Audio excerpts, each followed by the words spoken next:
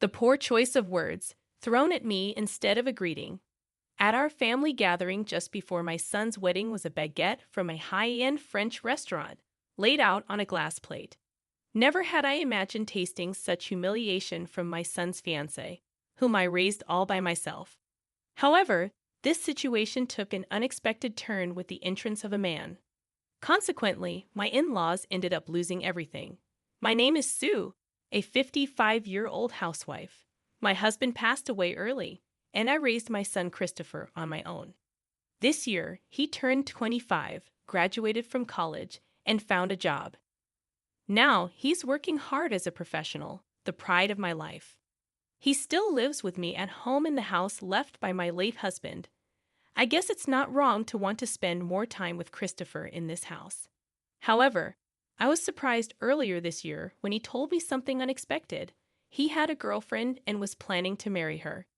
At first, I was shocked. Christopher, introverted and shy, was always awkward with women. He couldn't even figure out what to do when he received chocolates on Valentine's Day during his student days. My son talking about marriage now made me incredibly happy. You have a girlfriend, and you're thinking of getting married. I'm so happy, I told him, expressing my true feelings. He seemed relieved and said he would bring her home soon. I was excitedly waiting, sure he would bring her quickly, but the opportunity didn't come. Feeling bad for rushing him, I asked about it. He smiled awkwardly, explaining it's hard to match their schedules. Apparently, it was hard to bring her due to her busy schedule. Instead, he shared a little about her. Her name is Roy. She's 4 years older than Christopher, which caught me by surprise and made me a bit worried. Finally, fate intervened. 2 months had flown by, and I was starting to feel like her absence was intentional. Then, by chance, I met Roy. It happened while I was enjoying lunch with a friend. The woman seated behind me began talking loudly about her upcoming wedding meeting the family, complaining about the hassle. She seemed to dislike the fact that the man was raised in a single-parent home and held his mom in high regard. She said, I'm delaying meeting her. I want to see how long Christopher will put up with it. I told him to prove he's not a mama's boy. She had indeed mentioned Christopher's name.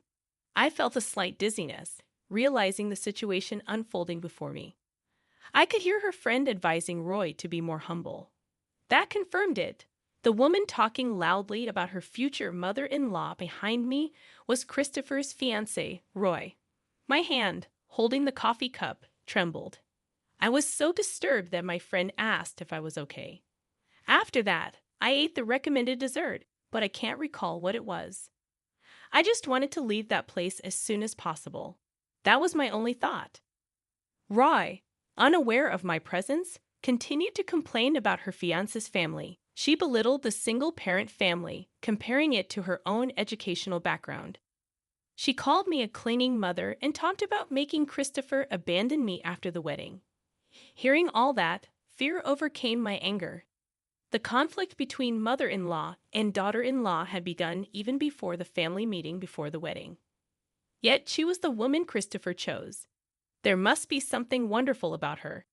Back home, I tried to calm myself by thinking this.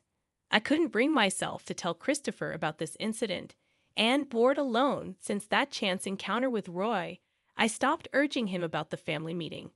After all, I knew she had no intention of coming. There was no need to invite her. I didn't want to be continually looked down upon by being too accommodating. Christopher seemed a bit suspicious of my change of heart, but didn't press further. It's okay if you're busy. Whenever it's convenient for you, I told him. He is innocent in all this. I tried to ease his burden with my words.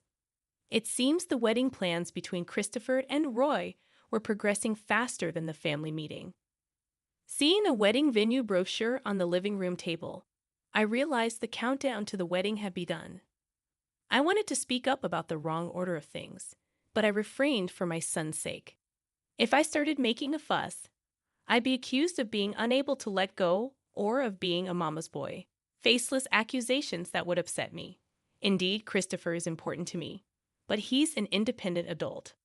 I haven't interfered more than necessary. To prove that, I had to remain a tolerant mother. One of these days, there's a family meeting with the parents-in-law. They've reserved a fancy French restaurant.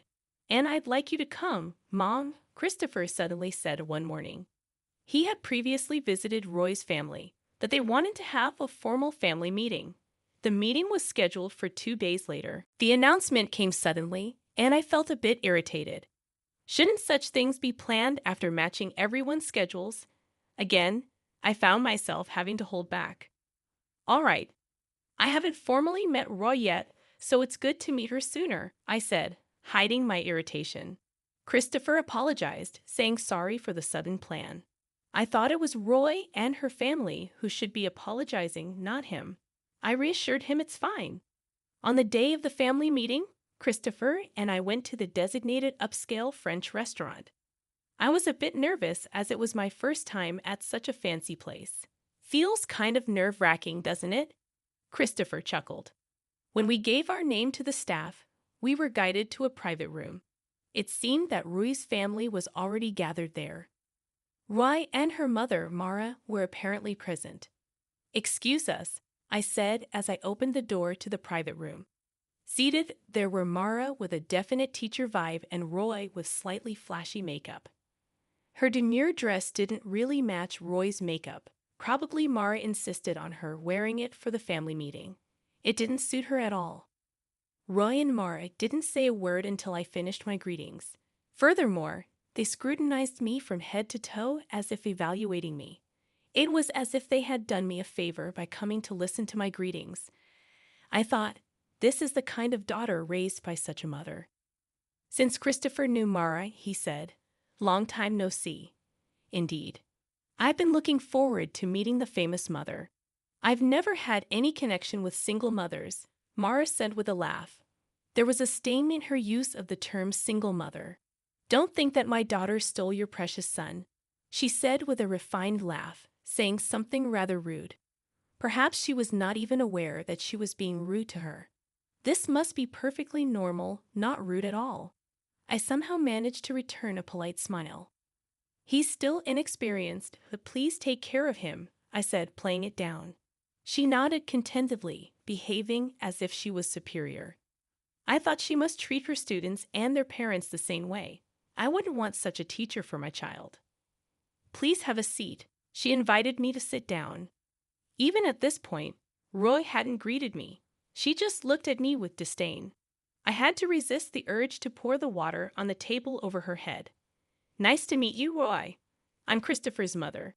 If we both remained silent, nothing would start. Reluctantly, I initiated the conversation. Then, Roy snorted in a mocking manner. "I know you just said that. I don't like people who repeat themselves. It's not efficient," she said arrogantly. My forehead vein twitched at her rude remark. Anger welled up inside me. But I couldn't afford to lose my temper here. She was the woman Christopher chose. I feigned calmness. "Oh, I see. I'll keep that in mind," I replied, forcing a smile. I felt like I was reaching my limit. Her father would be a bit late due to work, Mara had informed us. She suggested we start without him today. "Dad is running late." "You've never had such food because you were poor," Roy said to Christopher with a seemingly innocent smile. He just went along, unfazed. I'd always knew he was kind and patient, but this was beyond that. I worried a little about whether he could handle society. Was he being taken advantage of? I wondered with a parent's concern. "That's nice. Let's enjoy the feast, Christopher," I chimed in. Roy and Marcia wore unpleasant smiles. I couldn't understand why they were making such faces, but soon it became clear. Quietly, the door to the private room opened, and the first dish was brought in. On a beautifully decorated plate was the cuisine. I watched as the dishes were placed on the table one by one. True to a high-end French restaurant, the starters were visually stunning. Then a plate was gently placed in front of me. "Ah!" I couldn't help but exclaim upon seeing the dish in front of me. It was just a baguette on a glass plate. That was the reason behind Roy and Marcia's laughter. They seemed intent on mocking me to the fullest. I later learned that the owner of this upscale French restaurant was Marcia's brother. They had colluded to ridicule me. The pour that suits you best, Roy said, laughing heartily while looking at my shocked expression. Mara, not saying a word, covered her mouth with a handkerchief. She was probably hiding a vulgar smile behind it. I couldn't take it anymore. Even Christopher seemed to turn pale at this situation. Is that so? This suits a poor person like me, does it? I muttered Roy's words. I was looking down, trying to contain my anger. Roy, seeing me, bowed. She must have thought I was crying. Sophie, crying over the truth isn't logical, she said, laughing even harder. Normally, Mara would be expected to scold Roy for such rudeness. But she just said, "Oh dear, Roy," with no intention of scolding her. I inadvertently let out a sigh. At that moment, the door opened and Roy's father entered, apologizing for his lateness. He looked back and forth between Roy, laughing heartily, and me bowed down. He then caught sight of the baguette in front of me and gasped. He seemed unable to comprehend the situation. "What's this about?" he asked Roy, sounding a bit panicked. She proudly explained the situation. "Dad, this is Christopher's mother, raised in poverty." I thought she wouldn't have experienced a fancy French restaurant baguette, so I had it specially prepared, she said. He scolded her, saying, "What are you talking about? That's taking the joke too far." But he couldn't hide his amusement. Deep down, he must have been mocking us too. The idea of such parents and their daughter becoming my family was unbearable. I slowly raised my bowed head.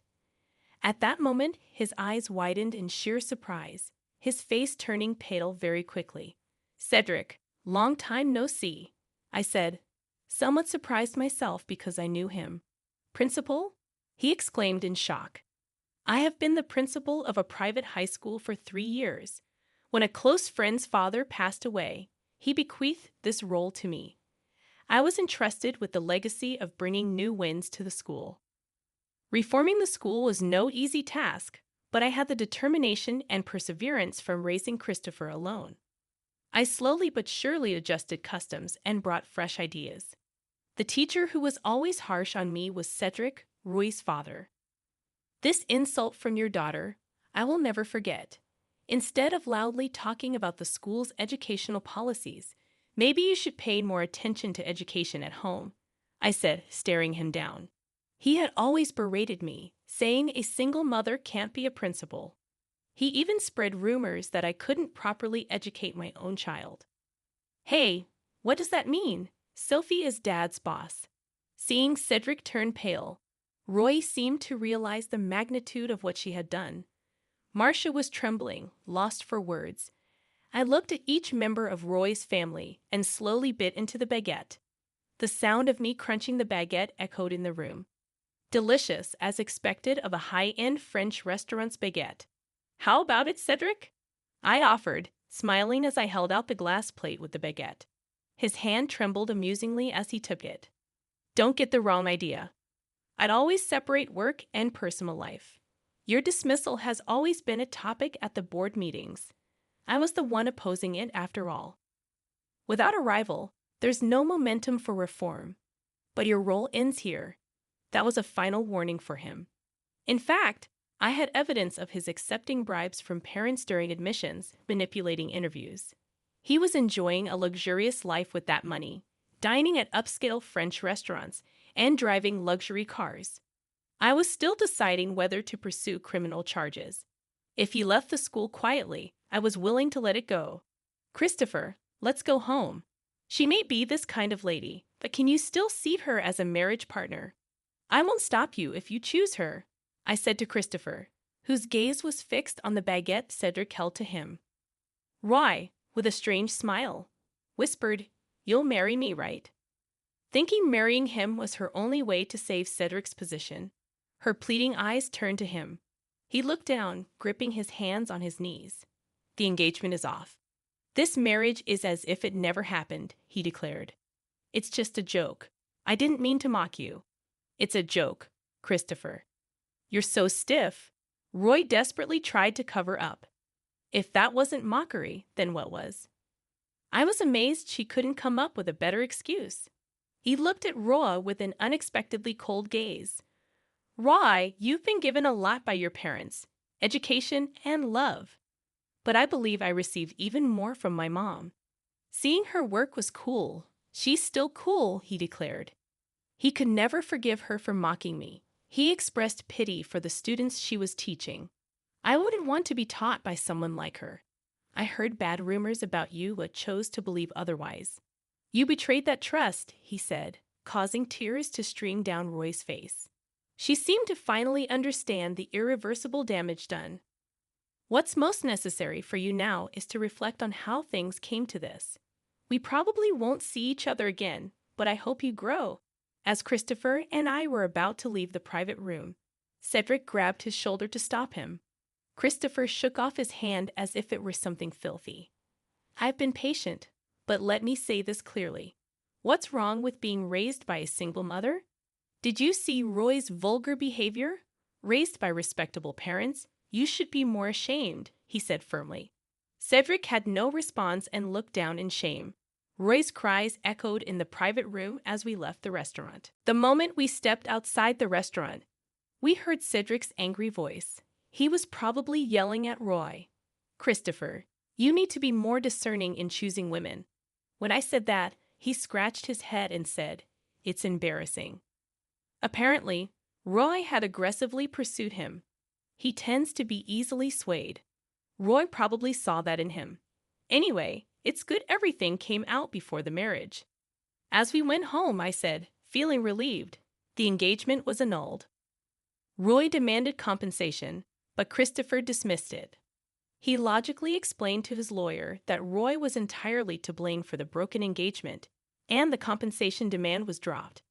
When threatened with a lawsuit, she quickly backed down. Her parents must have advised her not to make things worse. Though I keep work and personal life separate, Cedric had to leave the school. The bribery issue during admissions was about to become public. Faced with leaving quietly or going to court, he chose the former, an expected choice. Now unemployed, he's desperately seeking a new job. But bad rumors spread fast in the same industry. It's unlikely many schools would hire a teacher with such a reputation. He's at a difficult crossroads deciding whether to continue teaching or find a new job. Roy resigned from her tutoring job. Having bragged about getting married, the broken engagement left her too embarrassed to face her colleagues and students. I heard she couldn't stand to teach towards the end due to stress. Currently, she is reportedly confined to a room in her parents' house, not even seeking a new job. I heard from the lawyer that she is too embarrassed to even walk around the neighborhood. While I feel a bit sorry for her, it's her responsibility. Marcia, burdened with 2 unemployed adults, is reportedly preparing for divorce. If she couldn't live as luxuriously as before, she wanted to use her earnings solely for herself, which was her reason for divorce. Logical perhaps, but abandoning one's family for such a reason ultimately led to the family's downfall. All I can do is hope that she, having lost everything, will recover on her own. Today, sometime after the incident, I felt genuinely happy for the first time in a while. Christopher introduced me to a wonderful woman. The woman he introduced to me is a single mother working at the same place as him. She has a daughter who was about to turn 3. It seems she was the one who lifted Christopher's spirits after his broken engagement with Roy. She was very bright and sunny, and her daughter is also fond of Christopher. It looks like I might even become a grandmother. Despite the roundabout journey, I'm slightly relieved that Christopher seems to be on his way to building a happy family. All right, everyone's presentations are done. Nick, the manager, said as he tried to move the discussion forward. Excuse me, I haven't. I recently found out something. Nick interrupted me and began to speak. There's apparently someone in this department who didn't graduate high school and is just a part-timer. Meetings should be for employees only. Absolutely right. His lackey, Mike, of course, agreed with Nick. I'm leaving. After leaving the meeting room, I started to shut down my computer. I noticed that an email had arrived, not in my personal inbox, but in the company's shared email. Thinking, there's no point in speaking up, no one will listen, I went home quietly. The next day, I heard a commotion from Nick's desk. He was staring at his computer screen, his face pale. Nick, is something wrong? Mike looked at the screen with him. And he turned even paler than Nick. Why is he so angry? Knowing the reason for Mike's distress, I thought to myself, serves them right. My name is Adam. My mother passed away when I was in the 9th grade, and I was raised by my father. Well, you could hardly call it being raised. After my mother passed, my father changed. He drowned his sorrows in alcohol, and though he still went to work, he squandered our living expenses on horse racing. Because of that, I had to start working part-time as soon as I entered high school. Every month, I went to the convenience store with bills in hand that couldn't be auto-deducted from my father's account. Even though I endured it because I didn't want to be alone, I reached my limit in my second year of high school and dropped out. I found a live-in job at a distant inn. Thank you for everything. The day I left home, my father, still staring at the TV, spoke. Take care. That was our last conversation. Back then, 18 wasn't the age of majority, so I needed my father's permission to work, and I couldn't hide my place of employment. Yet, my father never visited me even once. I kept working just to survive, and before I knew it, I was 42. Years of hard work paid off, and I was transferred to the headquarters. I was thrilled to be recognized by the company, as I thought I'd be working in the field until retirement due to my lack of formal education. Listen up. Our work can change the future of our employees. Don't drag us down. On my first day after the transfer, Nick, dressed in an expensive suit, spoke sternly. There was a reason for this.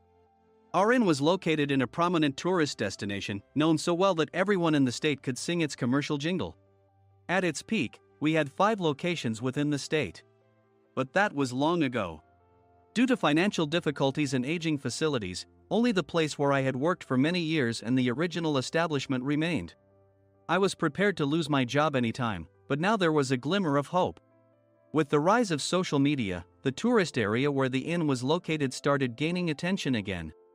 Depending on how hard the sales department, where I was transferred, worked, we could either thrive or be forced to give up this prime location to the new hotel chains continuously popping up. For Nick, who had switched careers from another industry to strengthen our sales, this was a battle he couldn't afford to lose.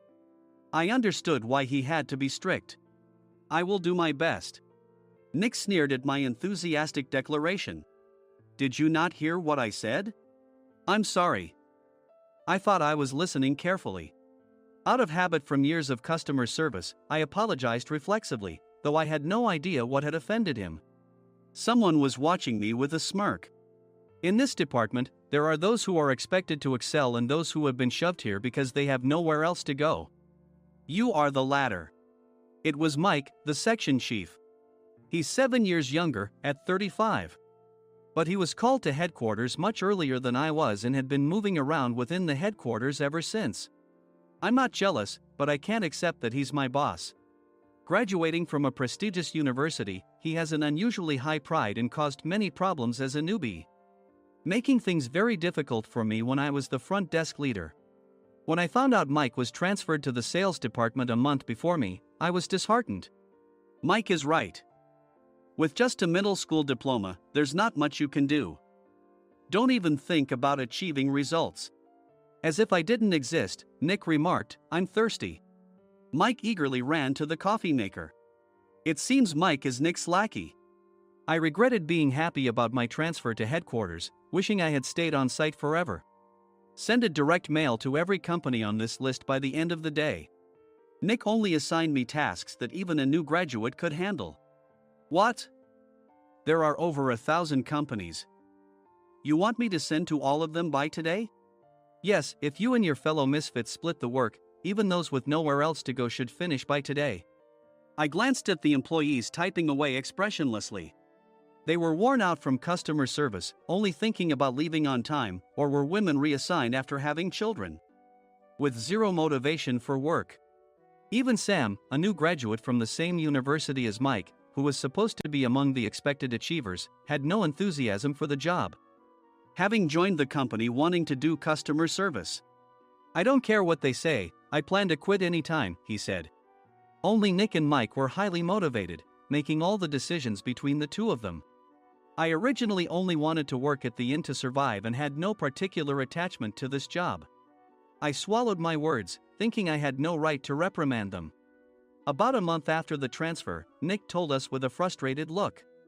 To commemorate the 50th anniversary, we've decided to create a plan exclusive for one group per day. Originally, Mike and I were supposed to come up with it, but our president, Mr. Thompson, insists on hearing everyone's opinions. So, you all get a chance. As Nick explained, Mike began handing out prints. Make sure not to embarrass Nick. If your ideas are half-baked, you'll have to redo them. It seemed that they had printed his handwritten notes by Mr. Thompson, which included several questions and a section for free responses. It made sense why Nick had to seek our input, given that all responses had to be submitted to Mr. Thompson. We were given a week to think about it, and a meeting was scheduled to compile our ideas. My plan is to let guests enjoy both the old and modern America. Nick began the presentations. Guests would watch a master confectioner at a nearby traditional sweet shop make sweets in front of them.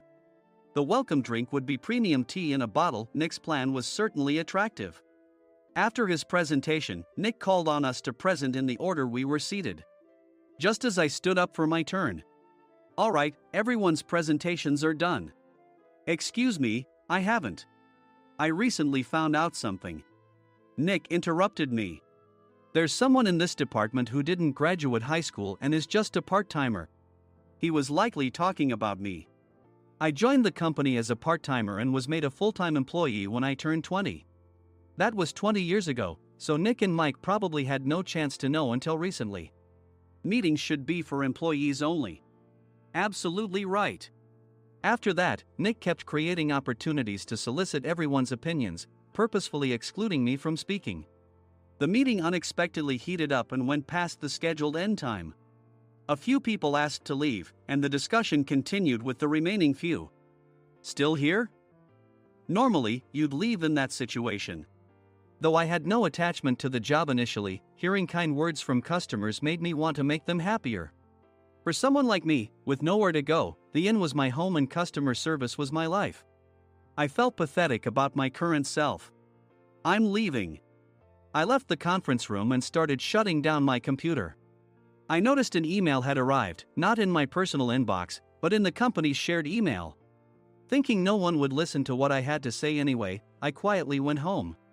The next day, while preparing the DM as instructed, I heard a commotion from Nick's desk. In his haste to stand up, he hit his knee on the desk. He stared at his computer screen, his face pale. Nick!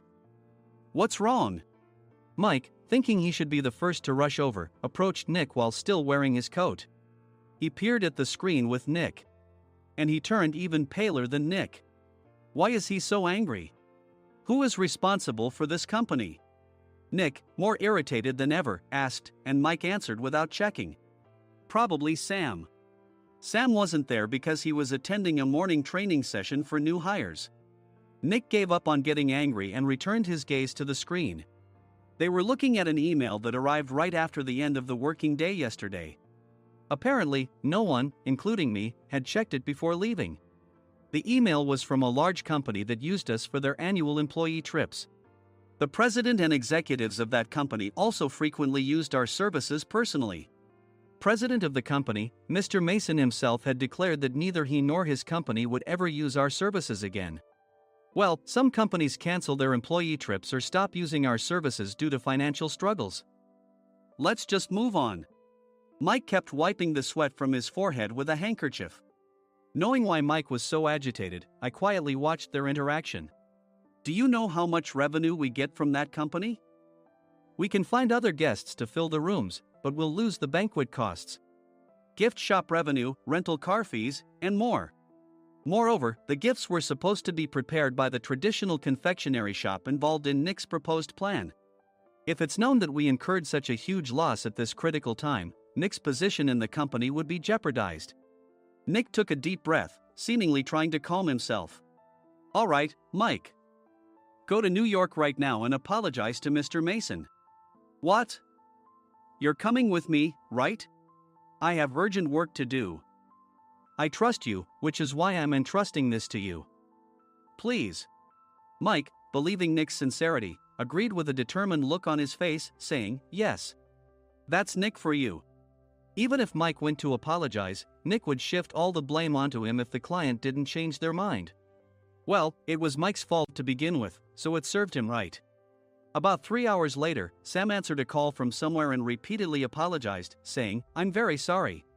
Everyone watched to see what was happening. After ending the call, he informed Nick with a weary tone. When Mike arrived at the client's company, he only made things worse, further infuriating Mr. Mason. He was demanding, "Get his boss here immediately." It was no wonder Sam was exhausted, dealing with such a call right after returning from training. "What is that idiot doing?" "All right, Adam, you're coming with me. If sacrificing Mike didn't work, then I must be next." Normally, I'd want to refuse at all costs, but I saw an opportunity in this situation. "If I can be of assistance, I'd be happy to join you." I obediently followed Nick, and we flew to New York. When we introduced ourselves at the reception, it became clear how serious the situation was, as the receptionist personally escorted us to the president's office. Angry voices leaked through the door, making both Nick and me uneasy. "Excuse me. I'm Nick, the supervisor. I understand my subordinate has caused you trouble, and I deeply apologize." Nick, with his experience in the corporate world, knew enough to offer an apology before excuses. However, his customer service skills left much to be desired. I sighed as I saw Mike trembling like a small dog in the corner of the room. "What kind of training are you giving your subordinates?" Mr. Mason glared at Nick with a red face. The intensity of his gaze made even Nick take a step back. Regrettably, I joined this company only 2 years ago and was unaware of Mike's issues. I should have identified his shortcomings sooner. Indeed, I should have realized sooner. No sensible person would come to apologize and then give a lengthy presentation on the drawbacks of not using their in. Nick froze, his mouth slightly open. Suspecting the worst, I picked up the documents that had fallen to the floor. It seemed Mike hastily prepared these documents on the plane, listing the disadvantages. Disadvantage 1: if you change the venue for the company trip, employees might suspect it's for cost-cutting reasons, leading to a negative impression. Reading it aloud half-jokingly, Nick snatched the papers from my hand and checked the contents with a furious expression. Among the stack of documents was a receipt from a nearby convenience store's copy machine. I felt a pang of dread, hoping he hadn't shown the receipt as well. What do you think he said when I asked what kind of nerve he had to do this? I'm very sorry." Faced with the dire situation, Nick must have thought there was nothing left to do but apologize. In a voice smaller than I'd ever heard from him, he uttered words of apology. He said, "I'm a Harvard graduate. I don't believe I said anything wrong." "Mike, what have you done?" Forgetting his plan to pin the blame on Mike, Nick yelled loudly, even in front of Mr. Mason. "I didn't do anything wrong." "You're still saying that? Look at him." Mike pointed at me with a shaking hand. "I was assigned to headquarters in my 20s and now I'm a section chief. This guy only made it to headquarters at 42. Everything I've done proves I was right. So why are we losing the contract?" Having said his piece, Mike collapsed to the floor. "Of course. You were sent there because you had nowhere else to go." Mike never expected to hear such words from someone he looked down upon. He lunged at me, and Nick hurriedly stepped in to stop him. "Mr. Thompson told me Mike is a quick thinker, and to take good care of him." There's no way he was pushed aside. "Don't make things worse here. He didn't say quick thinker, he said only quick-witted, didn't he?" I don't remember that part." I recalled the many troubles Mike caused when he was a newbie. When Mike was on the front line, his pride was so high that he never apologized to customers. Customer service, especially in our job, doesn't work alone. It brings both good and bad situations. If the front staff or housekeepers made mistakes, or the cleaning company didn't properly clean a room, one had to apologize to the customers regardless of personal fault. Mike, in such situations, would never apologize, insisting he wasn't at fault. This often angered customers, and as the front desk leader, I frequently had to apologize on his behalf. He caused complaints and disrupted operations, which is why he was quickly moved to headquarters. In departments where he didn't interact directly with customers, his quick thinking was beneficial and things went well. But it seemed his flaws were starting to show. Corporate reservations are supposed to be entered into the system by the sales representative. But a quick check yesterday revealed that more than 10 items were missing from the client's reservation. The handover document clearly stated what needed to be prepared. Why didn't you enter it into the system? Why do we have to give them special treatment? Filling rooms near the banquet hall, setting up all the food in advance. Specifying the brand of wine, they're too demanding.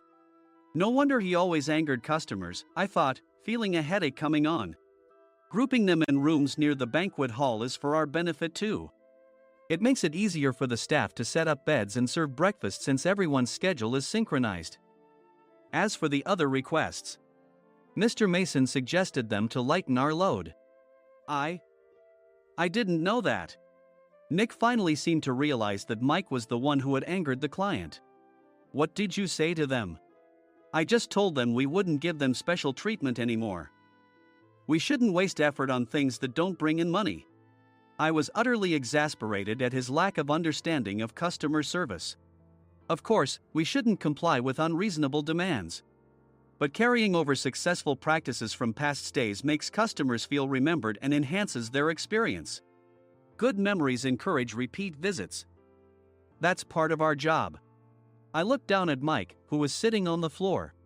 In our job, nothing is a waste. Mr. Thompson likely moved you to the sales department, hoping you'd finally understand this. How do you think he feels now that you failed to meet his expectations? Mike, tears in his eyes, fled the president's office. I was amazed he still hadn't apologized. You have it tough, Adam.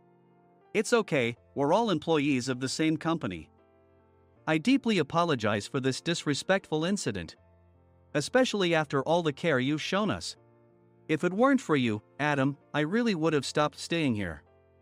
When I heard you were moving to the sales department, I was willing to reconsider if you handled it. Seeing us talk so amicably, Nick's face contorted. Do you two know each other? Adam's service is excellent. I always requested him specifically. Normally, we don't accept specific staff requests, but we made an exception for Mr. Mason, adjusting my shifts accordingly. He had personally stayed at our hotel just before my transfer, and during casual conversation, I mentioned, I'm moving to the sales department soon. If I hadn't told him then, things could have been much worse. Please continue to take care of us. I look forward to it. On the return flight, Nick awkwardly offered me a can of beer. It's still working hours. Of course, I had no intention of forgiving him for a single beer. Nick might try to pin everything on Mike and avoid any consequences. While pondering this, a startling fact came to light. Nick, the tea bottles for the plan have arrived. I handed Nick a bottle labeled with our inn's name. They look good.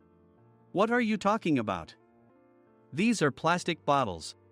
I had assumed we would use the trendy, high-end bottling tea. But what arrived were ordinary plastic bottles of tea with customized labels. The only unique aspect was the label, which had the inn's name, making it look customized. Upon further investigation, I discovered that a substantial amount of money was set to be paid to the tea company. It was priced like bottling tea. Does this plastic bottle really cost $100 each? The tea inside is specially blended for us. The extra cost is for that. Wouldn't it be better to use another tea company? Or is there a specific reason we must use this one? As Nick continued to make excuses, I showed him a printed email. I informed the tea company's president, Mr. Mitchell, that we discovered irregular payments and he confessed. He said you two were high school classmates and planned to split the extra money. That idiot. Why did he confess? That's not important.